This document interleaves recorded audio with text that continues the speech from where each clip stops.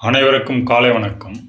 இந்த காணொளியில் சனாதன தர்மத்தில் ஜாதியின் அடிப்படையில் தீண்டாமை இருந்ததா என்பதை கொஞ்சம் விரிவாக ஆராயலாம். இதற்கு சனாதன தர்மத்தில் புனித நூல்களை இயற்றிய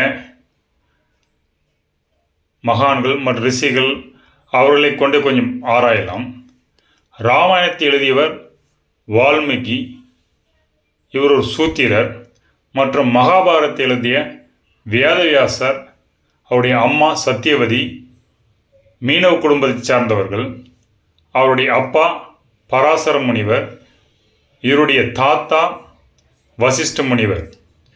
இப்போது வியாசருடைய அப்பா மக்கள் கலப்பு திருமணம் தான் செய்து கொண்டிருக்காள். ஒருத்தர் உயர்ந்த ஜாதி மற்றொரு தாழ்ந்த ஜாதி. இருந்தாலும் இங்கு யாரும் வியாசரை தீண்டாமையின் அடிப்படையில் ஒதுக்க வைக்கவில்லை. மாறாக 4 வேதங்களை தொகுத்தவர், புராணங்களை இயற்றியவர் என்ற முறையில் அவரை குருவாக கொண்டாடினார்கள். அவருடைய பிறந்த நாளைத்தான் குரு பூர்ணிமாவாக இந்தியாவில் தற்பொழுதும் கொண்டாடி வருகிறார்கள். இவர் தோபார யுகத்தில் வாழ்ந்தவர். அப்படி இருந்த இந்த நாள் வரையும் அவரை குரு பூர்ணிமா இடத்தில் அவருடைய நினைவகத்தை கொண்டாடி வருகிறார் என்றால் அவர் ஒரு சூத்திரர். இருந்தால் ஏன் கொண்டாடுகிறார்கள்? ஏனென்றால் பழங்கால இந்தியாவில் ஜாதியின் அடிப்படையில் எந்த பேதமும் இல்லை, எந்த தீண்டாமையும் இல்லை. இது பிற்காலத்தில் எப்படி உருவாயின்னு கொஞ்சம் பார்க்கலாம். இவ்வாறு வால்மீகி வேதவியாசரை தொடர்ந்து பார்த்தேன்னா விதுரர், இவர் விதுரநீதி என்ற புத்தகத்தை இயற்றியுள்ளார். இவர் நம்முடைய துரியோதனுடைய அப்பாவாகிய திருதர்ஷனிடத்தில் மந்திரியாக இருந்த பெரிய ஆலோசகர் இருந்தார்.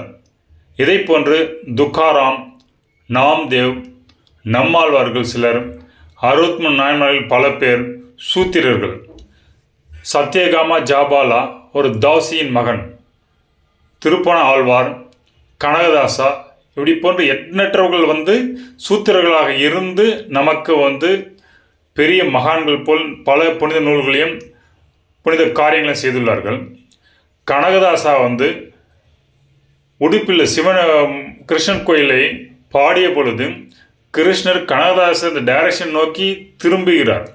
இறைவனே செவி கொடுத்து கனகதாச பாடலுக்கு திரும்புகிறார்.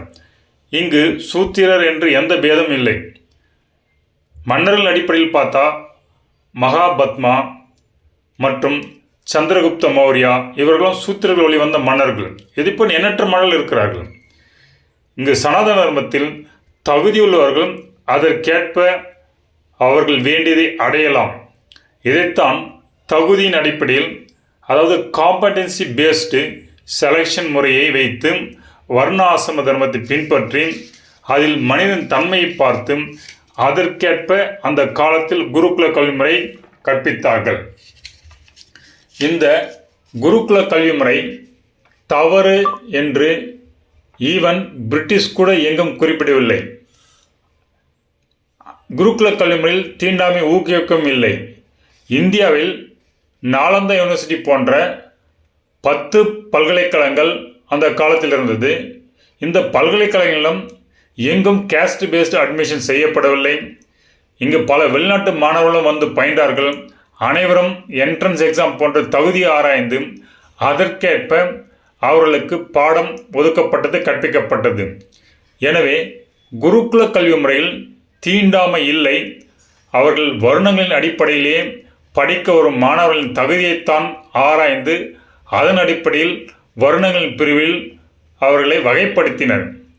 இதை 1871 முதல் பிரிட்டிஷ் ஜாதியின் அடிப்படையில் மாற்றி அவர்கள் உருவாக்கிய மெக்கலைஸ் சிஸ்டம் மூலம் தான் ஜாதியை டிசியில் மென்ஷன் செய்தார்கள். அதுக்கு முன்னாடி நம்முடைய மாணவ வருகை பதிவேடு என்று சொல்லப்படும் டிசியில் ஜாதி குறிப்பிடவில்லை. ஒன்லி 4 வருணத்தில் அவர் எந்த வருணம் என்றுதான் குறிப்பிடப்பட்டிருந்தது. அத்தகைய பிரிட்டிஷ் உருவாக்கிய இந்த மெக்கலைஸ் சிஸ்டம் பள்ளியாகிய எல்பின்ஸ்டன் என்ற பள்ளியில்தான் அம்பேத்கர் தனது உயர்நிலை பள்ளியை படித்தார். அங்கு அவர் சொல்ல முடியாத அளவுக்கு தீண்டாமைக்கு ஆட்படுத்தப்பட்டார். அந்த பள்ளியில் அவர் தனியே உட்காரும்படி செய்தார்கள். பின்னாறு இருக்கும்படி செய்வார்கள். எல்லாரும் குடிக்கின்ற குடிநீர் குழாயில் அவரை தண்ணி குடிக்க அனுமதிக்கவில்லை. உயர்ஜாதி மாணவர்கள் அவரை ஒதுக்கி வைத்தனர். இதெல்லாம் பிரிட்டிஷ் உருவாக்கிய பள்ளிகள் திட்டமிட்டு தீண்டாமையை மாணவர் மத்தியில் வளர்த்தனர். அப்படி வளர்ந்து வந்த மாணவர்கள் சமூகத்திலும் ஜாதியின் அடிப்படையில் மக்களை தீண்டாதவர் என்று வழக்கம் வர சமூகத்தில் அது பரவியது. இந்த சனாதன தர்மத்தில் தீண்டாமை இருந்ததா என்றால் கண்டிப்பாக இல்லை. இங்கு தீட்டு என்னும் முறை பின்பற்ற வருகிறது. இந்த தீட்டு என்றால் அது நம்மை தூய்மையாக வைத்துக் கொள்வதற்கு வைக்கப்பட்ட. இதனால் நாம் இருக்கடும் தூய்மையாக இருக்க வேண்டும். அதனை உறுதிப்படுத்த அதன் மூலம் நமக்கு தொற்று நோய் பரவாமல் பாதுகாக்க மற்றும் தோஷங்கள் பாதிகள் வராமல் இருப்பதற்காக இந்த தீட்டு முறை இந்து தர்மத்தில் வைத்திருந்தார்கள். உதாரணத்துக்காக இங்கு தீட்டாக சொல்லப்படும் விஷயங்கள் என்னக்கா, ஒரு பெண் வயதுக்கு வந்த பின் அவரில் உடலில் ஏற்படும் மாற்றத்தால் ஏற்படும் கழிவுகள் நம்மை பாதிக்காமல் இருக்க அவளை அந்த சமயத்தில் தனியாக இருக்கும்படி செய்தனர். சடங்குகளை முடித்த பின் அனைவருடன் கலக்க செய்தனர். அதை போன்று இறந்தவர்களின் இறுதி காரியத்திற்கு அந்த சடலத்தை பார்க்க சென்று வருபவர்கள் அங்கிருந்து வந்த பின் வீட்டுக்கு டைரெக்டாக வரக்கூடாது. அவர் குளித்த பிறகு தான் வீட்டுக்குள் வர அனுமதித்தனர். இதை தீட்டு என்று சொல்லினர். அதே மாதிரி இல்லறத்தில் தாம்பத்திய உறவுக்கு பின் அந்த தம்பதிகள் குளித்த பிறகுதான் மற்றவருடன் தொடர்பு கொள்ள வேண்டும். இதுவும் தீட்டு என்று வைத்திருந்தார்கள்.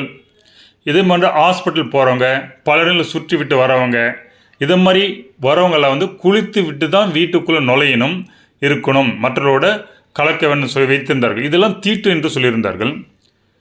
இதில் பார்த்திருக்கலாம், அந்த வீட்டுக்குள்ளே ஒருத்தரை தனிமைப்படுத்துகிறார்கள். இல்லை ஒரு சில நேரத்தில் அது தேவையான தூய்மையாக இருக்க குளித்து வர சொல்கிறாங்க. இது தீட்டு, இது தீண்டாமை கிடையாது. ஆனால் தீட்டு தான் தீண்டாமை என்று பிற்காலத்தில் கொண்டு வந்தார்கள். அது எப்படின்னு பார்க்கலாம். இதெல்லாம் எதற்காக செய்தார்கள் என்றால், ஒன்று நமக்கு தூய்மை வேண்டும், நோய்கள் வரக்கூடாது, தோஷங்கள் வரக்கூடாது. அதே போன்று நம்முடைய குணங்கள் எப்போது குன்றிவிடாமல் சத்துவநிலை மேலோங்கி இருக்கவே இதை பின்பற்றினார்கள். இது அவர் குடும்பத்தில் பின்பற்றிருக்கும்போது இங்கு தீண்டாமை இருக்கிறது, ஜாதி எங்கே இருக்குது, வர்ணம் எங்கே இருக்குது, ஒன்றுமே இல்லை. ஆனால் இதை பிளேக்கின் போது ஏற்பட்ட ஐசோலேஷன், எப்படி நம்ம கொரோனா போது ஒருத்தர் ஐசோலேட் பண்ணியிருந்தோமோ அதே போன்று அந்த காலத்தில் பிளேக்கில் 1 கோடிக்கு மேலே மக்கள் இறந்துட்டாங்க. அப்போது எல்லோரும் பயந்து ஐசோலேஷன் நம்ம எப்படி கொரோனா அதே மாதிரி இருந்தாங்க.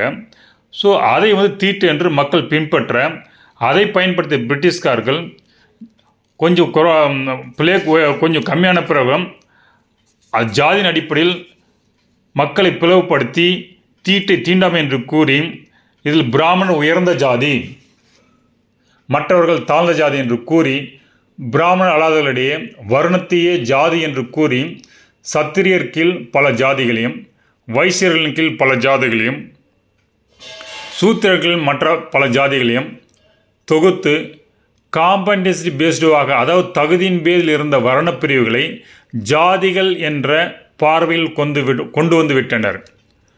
நாம் மாதா, பிதா, குரு, தெய்வம் என்று முறையில் வணங்கி வாழ்பவர்கள். அதனால்தான் குருவின் நிலையில் இருக்கும் பிராமணர்களை மக்கள் மிகவும் மதிப்புடன் கவனித்தனர். ஆனால் அதையே ஒரே ஜாதி மக்கள் மற்றவர்கள் தாழ்ந்த ஜாதி என்று கூறி பாகுபடுத்தி தீண்டாமையை பிராமணர்கள் மூலம் பரப்பினார்கள் என்று அதை சொல்கிறார்கள். ஆக்சுவலாக பிராமணன் இங்கு பிராமணர்கள் தீட்டாக எதை வைத்திருந்தார்கள் என்றால், பிராமணர்கள் அர்ச்சகராக ஒரு கோயிலுக்குள் இருப்பவர், கர்ப்பகரையில் இருப்பவர். அவரை ஒத்த மற்ற பிராமணர் கூட தொடக்கூடாது. அதை தோஷம் எதாக இருந்தால் அவர்கள் தொடக்கூடாது, அவர்களே அதை தீட்டுன்னு தான் சொன்னார்கள். அப்போது அந்த பிராமணருக்குள்ளே ஒருத்தர் தொடக்கூடாது. ஏன்னா கர்ப்பகரத்தில் இருக்கிறவங்களும் அவ்வளோ புனித்தன்மை இருக்கணும். அவரை மற்றவர்கள் தொட்டு தேவையில்லாமல் இது பண்ணும்போது அவருடைய சக்தி குறைந்து, அது கர்ப்பகரத்தில் சக்தியை குறைத்து வரும் பக்தர்களுக்கு சக்தி நிலையில் அந்த உணர்வில் ஏற்படும் சக்தி பரமாற்றம் சரிவர இருக்காது என்பதால் இதை வைத்தார்கள். இங்கு பார்த்தால் கோயில் அர்ச்சகராக இருப்பவரும் பிராமணர் தான், அவர் கூட சகமாக இருக்கிற மற்றவரும் பிராமணர் தான். இருந்தாலும் அவர் தீட்டுக்கு உட்பட்டால் அவர் அர்ச்சகரை தொடக்கூடாது என்று புரொசீஜர் வச்சிருந்தார்கள். இது தீட்டு, இது தீண்டாமை கிடையாது. இந்த தீட்டு தான் தீண்டாமை என்று கொஞ்சம் பிரிட்டிஷ்களை திரித்து மாற்றிவிட்டார்கள். இது ஏன் வைத்துள்ளனால் கருவறையில் இருக்கிற சுவாமியோட சக்தி பரிமாற்றம் எல்லாருக்கும் எப்பவுமே நிலையாக கிடைக்க வேண்டும். போகிற மக்கள் சுவாமியோட சக்தி ஓட்ட பாதி ஃபீல் பண்ண வேண்டும். அப்போ உள்ளக்கிற அர்ச்சகரே தூய்மை இல்லாமல் சக்தி ஓட்டம் குறைந்து இருந்தாக்கா அவர் அந்த சக்தியெல்லாம் உள்வாங்கிட்ட பிறகு மக்களுக்கு சக்தி கிடைக்காது. அதற்காக இந்த முறையை பின்பற்றினார்கள். இதன் பின்னால் இருக்கும் அறிவியல் என்னென்னா சக்தி அதிகமாக இருக்கிற இடத்துல சக்தி குறைவான சக்தி நோக்கி போகும். இதுதான் அறிவியல். இதில் தீண்டாமை எதுவுமே கிடையாது. அந்த காலத்தில் மகான்கள் கூட மற்றவர்கள் யாராவது குணப்படுத்த வேண்டும் இல்லை ஹீலிங் செய்ய வேண்டாம் ஒரு குச்சி வச்சு தான் ஹீலிங் செய்தார்கள். அதுவும் தீண்டாமை என்று கூறினார்கள். இந்த காலத்தில் எப்படி டாக்டர் எப்படி க்ளோவ்ஸ் போட்டு பேஷண்ட் தொடுறாரு, அது மாதிரி அந்த காலத்தில் குச்சி வச்சு தொட்டா க்ளோவ்ஸ் இல்லை, அதனால் தொட்டாங்க. இதில் எங்கே தீண்டாமை இருக்குது? இது தீட்டு தான் சொல்லியிருந்தாங்க. இதில் தீண்டாமை ஒன்றுமே இல்லை. ஆனால் அதை தவறாக நமக்கு தீண்டாமை என்று பிரிட்டிஷ்குள் பல்வேறு ஜாதி மாணவர்களிடையே பாகுபாடை ஏற்படுத்தி அதை தீண்டாமை என்று கூறி நம் மதத்தின் மேல் நாம் வைத்திருக்கும் நம்பிக்கையை கேள்விக்குறியாக்கி நம் மதத்தின் மீது நமக்கு பற்று இல்லாமல் செய்து அது மூடத்தனம் என்று கூறி அதனால் விரக்தியடைந்த மக்களை எளிதாக மதம் மாற்றினார்கள். இந்த தீண்டாமையை பிரிட்டிஷ்காரர்கள் சுதந்திர போராட்டத்தை முறியடிக்கும் மேலும் மத மாற்றத்திற்கும் வழிவகுக்கும் நம்முடைய இதை தீவிரமாக கற்பித்தனர். இவ்வாறு அவர்கள் உருவாகிய மெக்கல் எஜுகேஷனில் தவறாக இந்து மதத்தை பற்றி மாணவர்களிடையே கற்பித்தார்கள். இதனால் மாணவர்கள் ஒரு புறம் திசை திரும்பி இருக்க மேலும் ஜமீன்தார்கள் நிறைய உருவாக்கி அவர்கள் மூலம் வரி வசூல் செய்தார்கள். அதனால் ஜமீன்தார் உயர்ந்தவர் என்றும் அவர் கீழ் வேலை செய்ய தாழ்ந்தவர் என்று கூறி அங்கேயும் பேத்தை உருவாக்கி அங்கேயும் தீண்டாமை கொண்டு வந்தார்கள், மற்றவர்கள் சூத்திரர்கள் என்று கூறி. இதனால் தீண்டாமை கிராமங்களிலும் கொண்டு சென்றனர். அப்போ ஜாதி ரீதியாக வாழ்ந்த கிராம மக்கள் அவர் தாழ்ந்தவர் இவர் உயர்ந்தவர் என்று மற்ற ஜாதிகளை வேறுபாடு எடுத்து தீண்டாமை எல்லா இடத்திலும் தீவிரமாக முன்னெடுத்து சொன்னனர். இதற்கு வழி செய்தது பிரிட்டிஷாருடைய சூழ்ச்சித்தனம் தான். நீங்கள் சற்று யோசித்து பார்த்தால் சனாதர்மத்தின் எல்லா விஷயங்களையும் மூடத்தன் என்று கூறிய பிரிட்டிஷ்காரர்கள் ஏன் குருகுல கல்வியை பற்றி உயர்வாக அவர்கள் இங்கிலாந்து பாராளுமன்றத்தில் அறிக்கை சமர்ப்பித்தார்கள். அதை ரிப்போர்ட் கொடுத்தாங்க. அவர்கள் குருகுல கல்வி முறைத்தான் இந்தியாவின் முதுகெலும்பு, அதை ஒழித்தால் ஒழிய நாம் இந்தியர்களை அடிமைப்படுத்தி ஆள முடியாது நீண்ட காலம் என்று கொடுத்தார்கள். அதனால் கல்வி முறை மாற்றி அமைக்க வேண்டும், அவர்கள் நம்முடைய கல்வியை படிக்க வேண்டும், அப்போதான் நம்முடைய கருத்துக்களை அவர்கள் திணித்து நாம் சொல்வதை அவர்கள் கேட்கும் முறையில் வழிவகுக்கலாம் என்று கூறி குருகுல கல்வி முறையை ஒழிக்க தொடங்கினார்கள். அது எப்படி ஒழித்தார்கள் பார்த்தீங்கன்னா 1750 3,50,400 என்ற இந்த குருகுலின் எண்ணிக்கை இருந்தது. அதே 1800 1,80,000 என குறைந்தது. 1826 28,080 என குறைந்தது. 1850 5,910 என ஒரே நூற்றாண்டில் குருகுலங்கள் மொத்தமாக அழிந்துவிட்டன. இதனால் அவர்கள் கல்வி முறையை கொண்டு நம்முடைய மண்ணின் அறிவை படிக்க வழி இல்லாமல் செய்து நாம் பின்பற்றிய பழக்க வழக்கங்கள் எல்லாம் மூடத்தனம் என்று கூறி அதை மாணவர்களிடம் கற்பித்து அதற்கேற்றவாறு நம்முடைய இந்தியர்களை சிந்தனையால் ஒரு ஆங்கிலேயர் போன்று சிந்திக்க செய்து நம்மேல் நமக்கு இருந்த நம்பிக்கைக்கு இழக்கச் செய்தனர். நம்பிக்கையின்றி நாம் இருந்தால் யார் வேண்டுமானால் நம்மை எளிதில் வெற்றி கொள்ளலாம். இந்த உளவியல் முறையைத்தான் அவர்கள் இந்தியாவில் நீண்ட நாள் ஆள நம்மிடையே கையாண்டார்கள். முதலில் இந்த ஜமீன்தார் முறை முகல் பீரியடில் கொஞ்சம் இருந்தது, இங்கும் ஒன்று அங்கொன்றுமாக. 1793 ஜமீன்தார் முறை ஒழுங்குபடுத்தி அதை பெரிதளவில் பிரிட்டிஷ் கொண்டு சென்றது. இதில் 89% டேக்ஸ் வசூல் செய்தாங்க. இதில் நிறைய வருமானம் வரவே இந்த முறையை ஊக்குவிக்க அதற்கு பல புதிய ஜமீன்தார்கள் உருவாக்கி அவர்கள் உயர்ந்த ஜாதியினர் என்றும் அவர் கீழ் பணிப்பிரிவுகள் எல்லாம் சூத்திரர்கள் என்றும் கூறி தீண்டாமையை கிராமங்கள் முழுக்க எல்லா இடத்திலும் கொண்டு சென்றனர். மேலும் கோயிலை சார்ந்த பொருளாதார முறையை 1800 சீர்குலைத்து 1817 மெட்ராஸ் ரெகுலேஷன் ஆக்ட் மூலம் கோயில் நிர்வாகத்தை பிரிட்டிஷ் ஏற்று நடத்த ஆரம்பித்த பிறகு கோயிலை சார்ந்த வேலைவாய்ப்பும் இழந்து நிறைய மக்கள் ஜமீதான் கீழ் போய் அடிமைகளை சேர்ந்தனர். கீழ்த்தட்ட மக்களாக வந்து ரொம்ப பட்டினி பசங்கள் வாடினார்கள். அதனால் வேறு வழி என்று போய் எல்லோரும் வந்து தாங்களே முன் வந்து அடிமைகளாக போய் அவங்ககிட்ட வேலைக்கு சேர்றாங்க. இந்த அடிமை முறையை 1843 தான் வந்து ஒரு சட்டம் கொண்டு வந்து பிற்பாடு அது ஓரளவு குறைந்தது.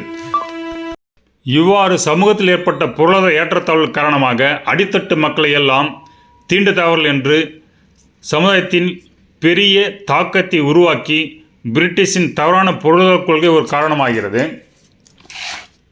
இவ்வாறு தீண்டாமைக்கு அடித்தளம் உருவாக்கி பிற்பாடு வந்த பிளேக்கின் போது இது எல்லா இடங்களிலும் எளிதாக பரவ பிரிட்டிஷ்காரர்கள் வழிவகுத்தார்கள். 2 ஊர் பிரச்சனைகள் ஜாதி பிரச்சனைகளை மாற்றி ஜாதிகளிடையே ஏற்றத்தாழ்வை நிறைய உண்டாக்கி தீண்டாமை இந்தியா முழுக்க பரப்பிய பெருமை பிரிட்டிஷ்காரர்களே சாரும். பிரிட்டிஷ் கடைசி காலத்தில் இந்த தீண்டாமையை சரி செய்ய மைனாரிட்டி ஆக்ட் கொண்டு வந்து அதன் மூலம் வந்து சீக்ஸ், முஸ்லீம், கிறிஸ்டின் என்று அன்டச்சபிள் என்று பிரித்து நம்முடைய மதத்தின் பேரில் இன்னும் பிரிவை ஏற்படுத்தியது.